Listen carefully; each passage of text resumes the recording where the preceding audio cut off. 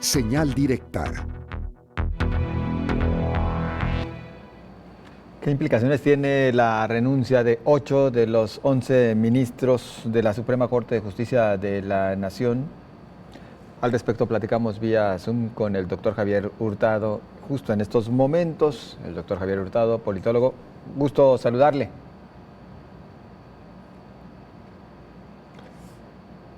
¿No nos escuchamos, doctor? Sí. Muy ¿Ya buenas se escucha? tardes. Ya, perfecto, ya le escuchamos también aquí de ¿Qué tal? regreso. ¿Qué tal? ¿Cómo estás? Un saludo a todos. Igualmente. Pues doctor, en principio, pues sus primeras impresiones acerca de estas renuncias y qué impacto al final traerían consigo. Bueno, pues a mí me parece que, digamos, las renuncias deben de ser ubicadas en el contexto de la sentencia que se va a discutir y a votar el próximo martes en el Pleno de la Suprema Corte. Y ambos hechos, junto con la disminución de las remuneraciones de 330 altos funcionarios del Poder Judicial de la Federación y de la Suprema Corte, me parece que son el último esfuerzo que está haciendo el Poder Judicial de la Federación por resolver esto que se avisora como una crisis constitucional si ocurrieran dos cosas. En principio, si pues se lleva a cabo la amenaza de Gerardo Fernández Noroña de no aceptar las renuncias de los ministros, eso es una locura. Y en segundo término, si la sentencia que seguramente se votará y aprobará el próximo martes no es acatada por los poderes ejecutivo y legislativo de la Federación. Si ocurren esas dos cosas, la verdad, creo yo que el país se sumiría en una vorágine en la que todos, absolutamente todos, saldríamos perdiendo. Pues de las dos formas, buenas tardes, Javier Hurtado, buenas tardes. Hola, ¿qué tal? Hola, suena terrible las dos opciones que estás señalando, si no se les acepta la renuncia y si no se cumple la sentencia que pudiera surgir el martes. Quisiera preguntarte, ¿cómo estamos hasta el día de hoy? ¿Tú ves en la Suprema Corte y sobre todo en estos 8 ministros que se están extralimitando, que están invadiendo otros poderes? Que se estén extralimitando, perdón, es que como que hubo cierto corte en el... Sí. ¿no? Se estarían extralimitando en qué... Sí, el tratar de invadir otros poderes. Por ejemplo, si lo que ya está en la Constitución es de que se elijan por votación popular y ellos siguen, como dices, dando la última pelea, es decir, no queremos. Esa es mi pregunta, ¿se estarán extralimitando o no? No, yo creo que no. Puede sonar, puede parecer que sí. Lo que ocurre es que no estamos acostumbrados y nunca se había dado el caso en este país, nunca jamás, en todos los 200 años que tenemos de vida independiente como república, nunca jamás el Poder Judicial o la Suprema Corte de Justicia de la Nación se había atrevido a controlar al poder reformador de la Constitución. Nunca. Esto es un precedente histórico de la mayor importancia. Ahora bien, efectivamente, la Corte no tiene facultades explícitas en la Constitución para realizar esto que se proponen realizar, es decir, derogar y declarar inválidos ciertos preceptos, ciertas porciones normativas que ya se publicaron en el Diario Oficial de la Federación. No tiene esas facultades explícitas, ciertamente, no existen. Y se podría decir o interpretar que estarían ejerciendo atribuciones de más, haciendo un abuso de autoridad. Sin embargo, tenemos que recordar nosotros que, por ejemplo, precisamente el sistema de control judicial de la constitucionalidad que surge en los Estados Unidos en 1803, en el famoso caso Madison versus Marbury, cuando se dio esa resolución por el afamado juez John Marshall, pues no tenía facultades en la Constitución, la Corte, de interpretar la Constitución y de declarar una ley inconstitucional. No las tenía y sigue sin tenerlas. Sin embargo, la Corte lo sigue haciendo Y en todos los países del mundo, en la mayor parte de los países del mundo, muchas veces cuando se da este tipo de sistemas de control de la constitucionalidad, pues no tienen esas facultades de manera muy clara o explícita.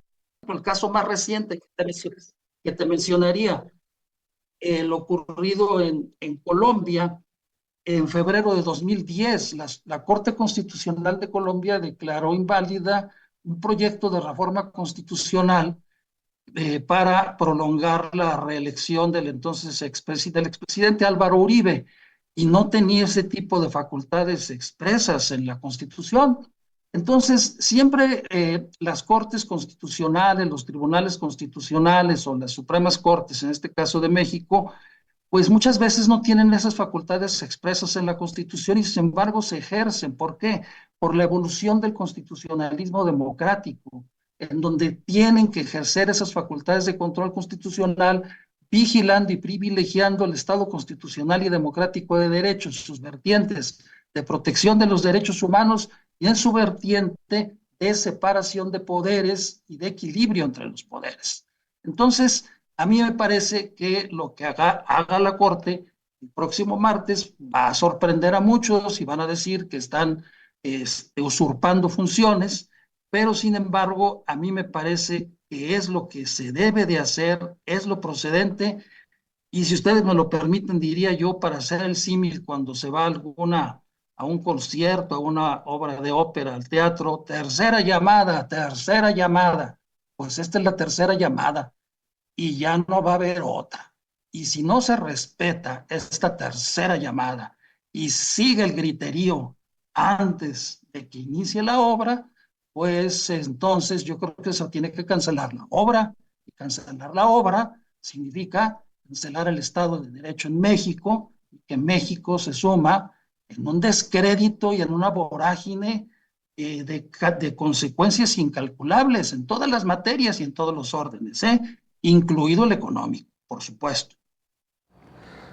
Doctor, esta propuesta que se ha hecho justamente, este proyecto que habrá de revisarse del ministro González Alcántara, que habla de, ahora sí que parcialmente de declarar invalidez de la reforma, parecía también en algún momento como que una decisión salomónica que invitaría a llevar a las partes, a los extremos, a un acuerdo y por lo tanto seguir adelante sin caer en estos riesgos que usted menciona. Desde la perspectiva eminentemente política, inclusive social, ¿se aprecia alguna posibilidad de llegar a ese punto de entendimiento? Mira, en mi entender, yo quisiera pues pensar bien, no pensar mal. Yo quiero suponer que esa sentencia fue consultada, le fue informada a la presidenta de la República. A mí me parece que lo que ella está diciendo actualmente, que los ministros dicen tienen derecho a renunciar, pero no tienen derecho a cambiar la Constitución, donde se juntan estas dos vertientes de lo que estamos hablando, pues digamos que es un discurso para la tribuna, ¿no? Es un discurso político y sobre todo para las huestes radicales de su propio partido, a los que parece ser que no controla o que no le reconocen liderazgo. Yo espero que esto sea realmente momentáneo, temporal, y sea una forma como ella está jugando para pues saciar las ansias que tienen de radicalismo los legisladores de su partido, y que, digamos, posteriormente a esto ejerza sus funciones como deben de ser de jefa del Estado, porque la vigencia y la aceptación de esa sentencia no va a depender de lo que digan los líderes parlamentarios o los líderes partidarios, no va a depender de eso. Tampoco va a depender, podríamos decirlo así en términos simples y llanos, de la posición que asume el Poder Ejecutivo. No, va a depender de la posición que asuma la titular del Poder Ejecutivo, que en nuestro país es jefa de gobierno y además jefa del Estado.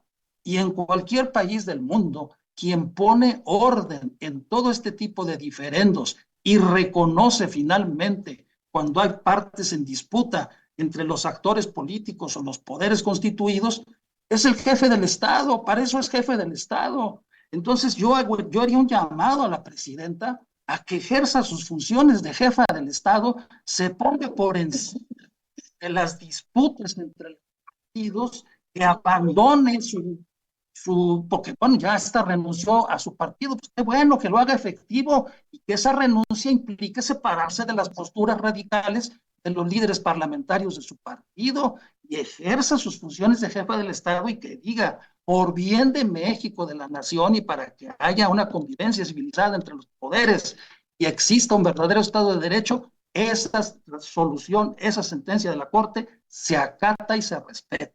Porque además, en verdad, como tú lo decías, José Ángel, es muy conciliadora.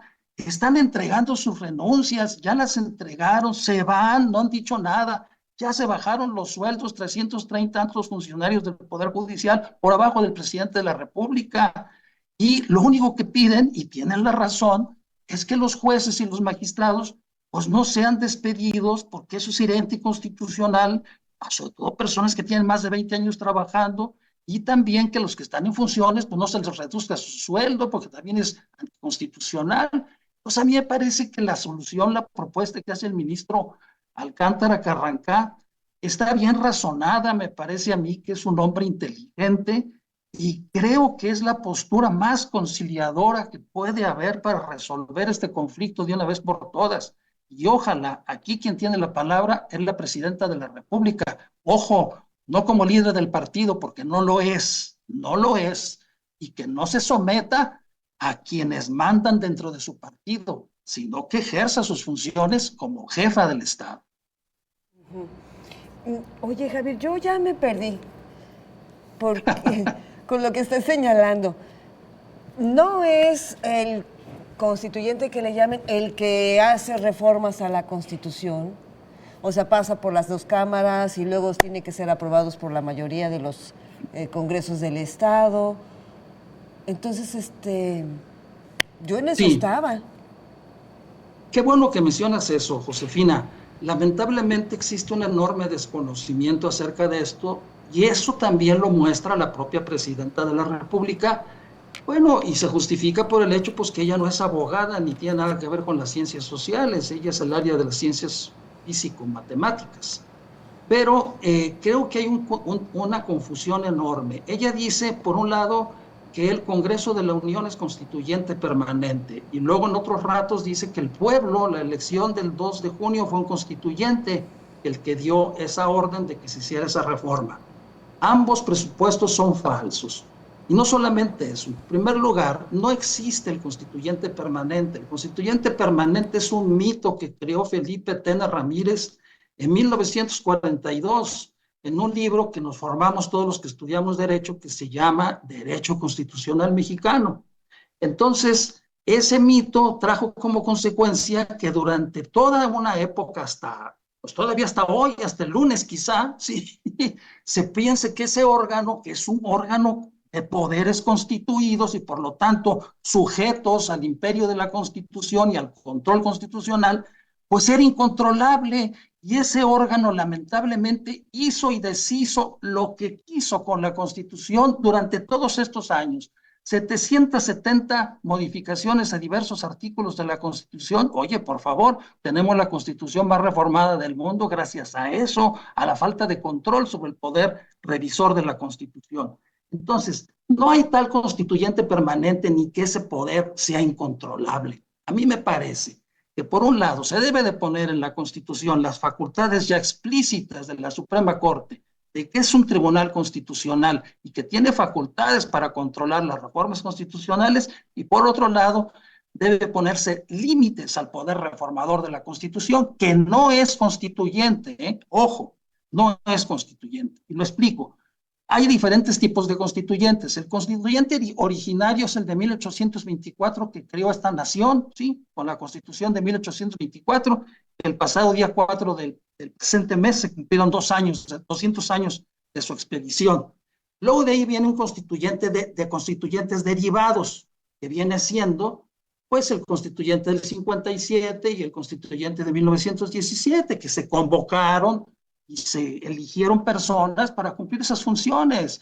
Por ejemplo, en el 17, el constituyente del 17 empezó a sesionar el 15 de diciembre de 2016 y el 4 de febrero se le dijo adiós. O sea, no quedó mobilificado, petrificado ahí como dicen los que existe constituyente permanente, ¿no?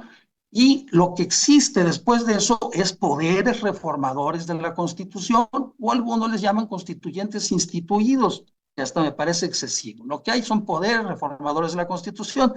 Ciertamente, esos poderes reformadores de la Constitución o ese poder revisor de la Constitución existe en todos los países del mundo para realizar reformas constitucionales y está integrada por poderes creados en la Constitución que el constituyente originario o derivado crearon e instituyeron.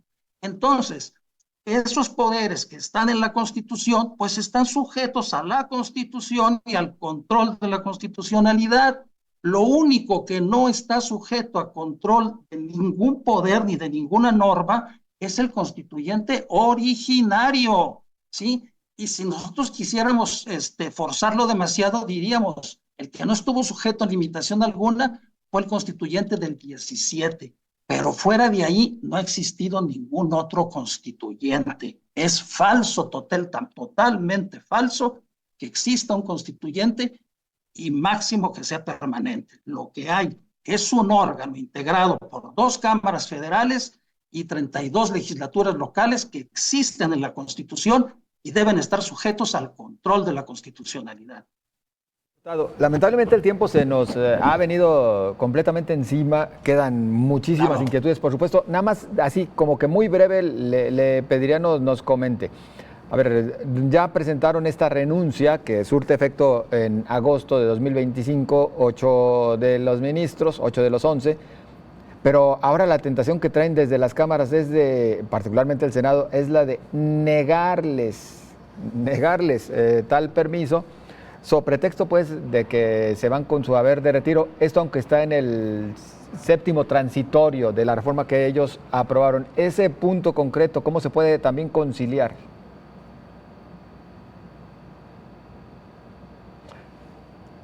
No nos escuchamos.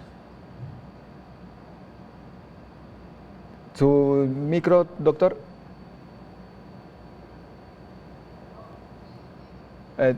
No sé si se le apagó su micrófono, doctor Hurtado. No, ¿verdad? Bueno, a ver, en esa parte creo que nos vamos a quedar ya como para otra charla. Quedará entonces para otra charla, doctor Hurtado. Nuestro agradecimiento.